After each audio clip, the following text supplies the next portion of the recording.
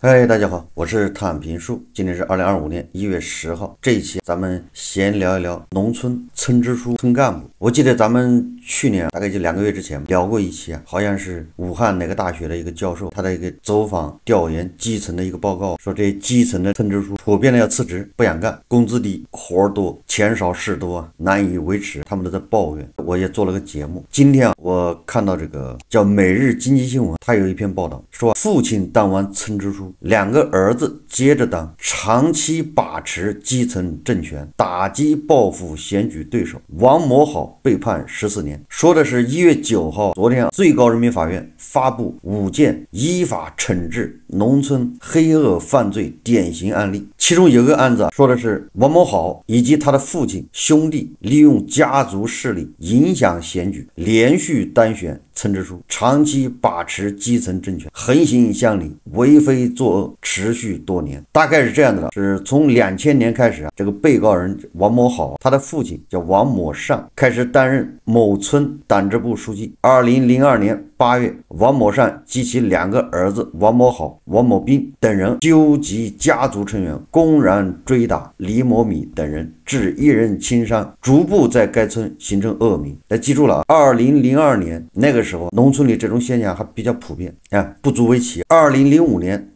年，王某善组织王某好等人采取打击报复选举对立面和竞争对手，也就是人家也参选这个村长，他就打击那些参选的对手，这个可比美帝选举也激烈多了。纠集家族势力，聚众造势等手段，先后帮助王某好、王某斌单选村党支部书记，持续把持基层政权。在2002年至2015年期间，王某好指使或伙同10余名被告人，经常纠集在一起，以暴力威胁或者其他手段，在某村及周边地区实施聚众斗殴、寻衅滋事等多起违法犯罪活动，为非作恶，欺压群众，扰乱社会生活秩序，造成较为恶劣的社会影响。这个案子就是一起典型的黑恶势力犯罪集团把持基层政权实施聚众斗殴、寻衅滋事等违法犯罪活动的典型案例。被告人王某好等利用家族势力长期把持基层政权，横行乡里。王某好还利用家族成员担任村干部便利，伪造材料骗取危房改造补助资金，为家族成员非法占用耕地用于建设猪场、混凝土搅拌站及开挖水塘，对农村集体土地造成严重破坏。人民法院在依法作出判决同时，将庭审现场打造成警示教育课堂，分批次邀请所在县258个村党组织书记零距离旁听庭审，接受沉浸式警示教育，做到以案为鉴，以案铭记，以案育人。针对办案过程中发现的基层党组织建设、农村耕地保护及农村集体资产监管等薄弱环节，向有关部门发出司法建议，推动提高基层治理的能力水平。这就是杀鸡儆猴。庭审的时候请这些村支书都去参加旁听现场教育，但这个效果怎么样，起什么作用？这种现象在很多农村也不能说普遍，这个不少见的。有几个特征，一个是黑社会化，它是有组织的，它不是那种松散的几个小流氓或者是无赖牛二这种，它不是的，它还是有组织。第二个呢，家族化，它核心骨干恐怕就是几个家族成员。第三个，他们一旦把持基层政权，他就开始横行乡里，就开始捞钱。不要看那个村子里没钱，但是但凡那个村子只要离这个城市不远，或者有点什么资源，你比如说有个矿，或者有鱼塘，或者是耕地，总之他能想办法去变钱，能卖一点是一点，这资源都被他们把持，造成这个农村这个村民收入长期就是没办法提高，因为这些资源它属于村集体，这村集体的资源又被这种恶霸长书记他霸占了，这就是夹头特别喜欢的这种叫集体。你所谓的集体的，那就是村长的，那就这么简单。这个报道像这种比较落后的中西部地区，这些村长书记这种违法收入比较少，但是你要在广东、江浙、上海周边，我记得北京也打掉一个村长，这也是报道过的，很轰动。北京哪个庄这个书记吧，也是黑社会啊，家里查出多少亿，对吧？你越挨着大城市，经济越发达的地方，这些村长捞的更多。别拿村长不当干部。我说为什么说不是？我不能说全部是这样，但是很多地方农村就是这个现状，基层组织运转它就是这样。以我们老家为例，我们老家典型的是个农村，而且是欠发达地区啊，非常不发达，而且交通不便，是那种黄泉不太容易到达的地方，黄泉不下乡啊，太偏僻太闭塞，经济不发达。关于这种家族成员连续当村书记，我们那儿也有。我记得我小学同学他爸是退伍军人，后来他就当了民兵营长。那个时候有民兵营长，这个民兵营长那是真的营长，家里是配枪的。他们家我的印象里面只有2把枪，一个是那种半自动步枪，一个是冲锋枪，就放在他们家门背后。我经常小学放学，因为我跟他儿子是同学，去他家玩，我们俩就抱着他爸的枪把玩，那是真枪，没有子弹，这子弹放在哪儿不知道，藏起来了。还有一把刺刀，那个刺刀非常锋利。我记得我们小时候好像是我们那儿要打狗，有狂犬病，据说是这样的啊。所以说全县打狗，你家养了狗你自己打，如果你不打，那就会有打狗队。那时候成立了打狗队来帮你打。那打狗队的工具主要是那个套子，就是一个木头棍前面一个套勒，这是基本工具，还有个大铁棍。但是我们村长就是那个民兵营长，他是拿枪打。有一天我们那个小组里面一家人有一只狗成了漏网之狗，队打他的时候跑了，后来他又回来正好在我们民兵营长家，就在我们隔壁，在那瞎转悠。我同学他爸就往地上扔了一块骨头，那狗就跑过来了，啃那骨头。结果我同学他爸就端着步枪，也就3米远，瞄准旁边好多人围观，我们小朋友都在旁边围观。一声清脆的枪响，很可惜打中了狗肚子，那个子弹从狗身上穿过去，到土里面去了。那狗跑了，后来跟后面追，又打了一枪，有没有打中不知道了，没有印象，反正打了2枪。后来我们还把那子弹抠出来了，土里面。好像过了一个星期吧，那狗又回来了。那个狗的生命力特别顽强，后来还是被那狗主人想办法把它打死了。那个时候只能打狗，因为这个好像是那个狂犬病解决不了，有疯狗咬人。说什么意思呢？你看那时候农村的基层干部，农村是什么个现状？相对来说民风还是比较淳朴的，只能说是相对。是上个世纪80年代，后面整个的农村一下就乱了，什么原因乱的我也不清楚。有这么一段时期，大家恐怕还有印象，应该是上个世纪90年代，很多地方农村就公然在公路上抢劫拦车啊，那时候叫车匪路霸嘛，后来也严打。那时候有些山区的农村，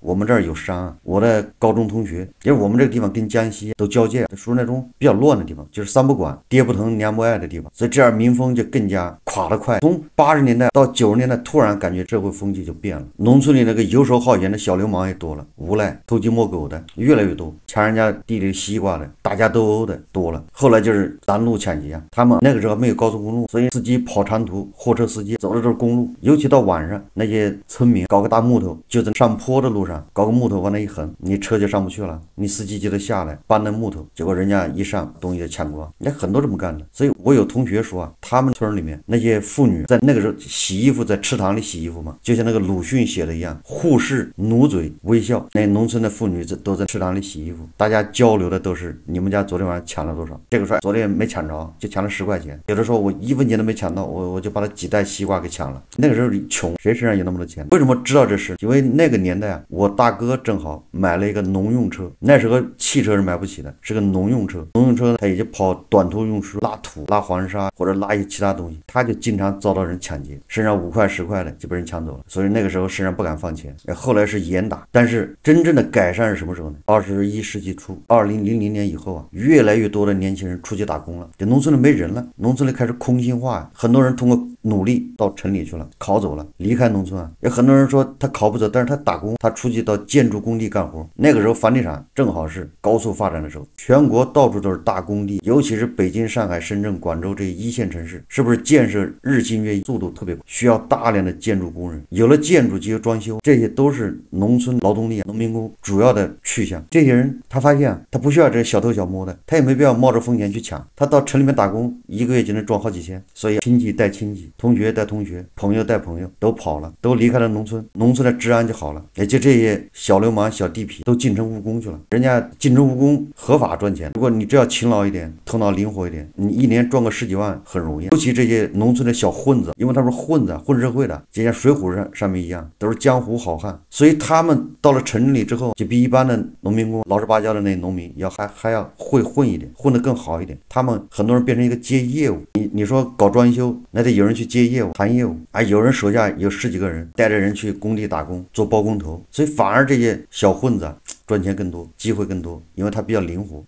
因为中年人都走了，农村逐渐空心化，把小孩也带走了。然后这段时间，这农村的治安还是可以的，你农村的都只剩下头老太太，都是7老80的，打架的人也没了，大家顶多是春节回来一趟，那都是其乐融融，都是欢度春节。我们那个村由家族垄断这个基层政权有，但是并不突出。他这个是有原因的，什么原因？就是说，如果你父亲是村支书，那么叫近水楼台先得月。他们家孩子如果学习好，那就进城，对吧？考大学或者离开农村了，因为我们那个地方农村没钱，比较穷。如果孩子学习不行，他会提前，他已经给他铺好路了。应征入伍，退伍回来之后，就在村里面先从什么文员、什么干事，总之先在村里面打杂，混个2年、3年的，反正人家是有条路径的。之后换届的时候，他也参加选举，第一次可能选不上，但第2次可能就选上了，这叫近水楼台先得月。当然了，通过非法手段，刚才王某好打击报复选举对立面和竞争对手，纠集家族势力，聚众造势等手段肯定也有，但是不是很明显。这以我们那个村为例，我爸爸手上掌握着好像7、8张选票多，家人都在外面打工，家里只有我爸爸，所以投票就他一个人投。选村长的时候，我问过他，我说你选谁？你为什么要选他？你知道我爸爸说啥吗？我爸爸说啊，谁先给我打电话，我就先选谁，反正我都认识，选谁不选谁都得罪人。我只能谁先给我打电话了，我先选谁。你看看，你就给他选票，他也不认真对待，对他来说都一样。我说别的地方选村长，好歹还送一桶油，我说你手上这么多票，也不给你送桶油。他说烟都没有一包，顶多见面啊给他发一根烟。也就是我们那儿村长这个位置不是特别吃香，没什么油水，是个穷地方。但是你说广东、浙江、江苏，还有北京、上海的郊区，那个村哪个村长手中不掌握几个亿的资产？有的都不止。你北京周边的1亩地的值多少钱？随便给你批2亩地放垃圾，一年恐怕都5、600万，就是堆垃圾。所以它利益巨大，所以它的竞争就激烈，什么手段都用。这个农村前后消停了10几年，这个消停10几年是指这个村里面的年轻人、小孩、中年人都进城了，所以这个农村里打架都偷鸡摸狗少了，风气好多了啊！尤其这些人从城里回来之后，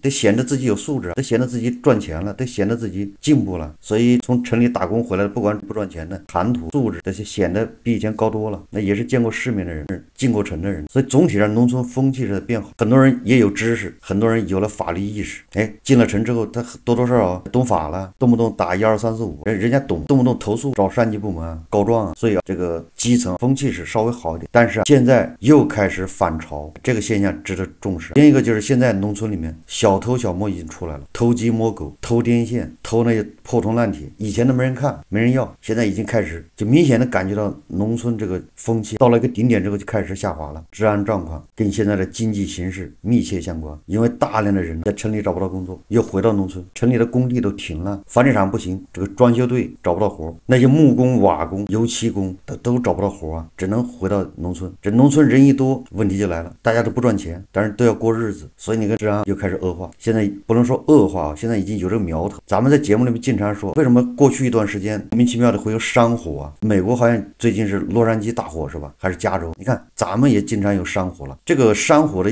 为什么一烧好多天很难扑灭？一个最主要原因就是农村的人走了。第二个，农村现在已经不烧柴了，烧柴少，老头老太太为了省钱烧柴，但是他烧不了多少。过去大家都在农村的时候，主要烧的是柴，你又没有钱，你不可能去买天然气烧，也不可能买液化气烧，那都要花钱的。柴是免费的，所以大家上山砍柴，所以把这山砍得光秃秃的，想烧也烧不起来。你看这10几年之后，农村一是很多人家都用液化气，第二个本来农村人就少，所以现在已经没有人砍柴了，砍柴只是个别老太太的爱好，大面积的去上山砍柴的没有了，导致山上那个树越来越茂密，让那个树倒了之后腐烂，对吧？也没人管。你像过去这个肯定被人拖回家木柴烧了，现在没人管，所以一旦山火一发，烧的也很难去扑灭。现在特容易起火，因为环境保护太好，农村的人都少了之后，动物就出来了。所以现在我们的农村都有野猪，野猪乱跑。10几年前没有野猪，因为到处都是人。现在因为没有人了，所以野猪到处乱跑。不管野猪，各种动物，松鼠、什么黄鼠狼，以前很多年都没见过的，现在都越来越多。这里面最大的原因就是农村的人走了，现在人又回来了，估计野猪的好日子也到头了。咱们聊农村，随着经济不景气，越来越多的人在城里面待不下去，他也没办法回到农村。那农农村恐怕又要回到20年前。你看现在又没有地种，因为种地不赚钱，有可能还赔钱，所以大家把地都给大户种了，没有地种那就无所事事。如果在这个县城周边能找到活的，他也只能打零工，打短工，大部分时间是荒废闲暇时间，那能干什么？赌博、偷鸡摸狗、滋事。现在农村打麻将的越来越多，农村里开麻将馆，现在生意还越来越好，因为回村的人多了，大部分都会游手好闲呢。所以在这种情况下，往后农村的基层政权恐怕问题就会更突出，也就是刚才咱们报道的黑恶势力会越来越猖獗。以前村长让你干的不想干，因为没钱，好处不多，事还不少。现在估计都抢着干了，你毕竟是个工作，你在村里面当个小干部，至少1年1万块钱要拿的，比农民要强多了，而且手中还有权利，就会子承父业，对吧？爷爷当村长，爸爸当村长，儿子孙子再接着当村长，叫子子孙孙无穷匮也。往后农村里面的这些恶性案件恐怕是呈上升的态势啊。咱们在网上也经常刷到上海的视频，以往比如北京，只有到了春节前5、6天，那个人突然就开始下降，街上就开始没什么人，车也少了，也就是什么意思呢？很多人提前回家过年了。上海也一样，造成这个，因为大家集中在那一段时间回家过年，所以说高铁票难买。现在完全不同了，离过年还有1个多月，那北京街上说人就已经少了，地铁的人也少了，上海也是这样，这就是经济形势导致的。大家在城里面不赚钱，有很多小餐馆开着和没开是一样的，所以想一想，不如提前回去过年。那打工的人找不到工作，也提前回去过年，所以城里面人就少了，但是农村的人就多了。你提前1个月回去过年，过什么年啊？所以回到农村之后就是聚众赌博，这些都是经济下行导致的。三农专家所梦想的反城镇化快要实现了，这回农村不空心化了，是好事还是坏事呢？是进步还是退步呢？好，这期节目我们就聊到这里，感谢大家收看。如果喜欢我的节目，欢迎订阅转发，也可以在下方留言评论，谢谢大家。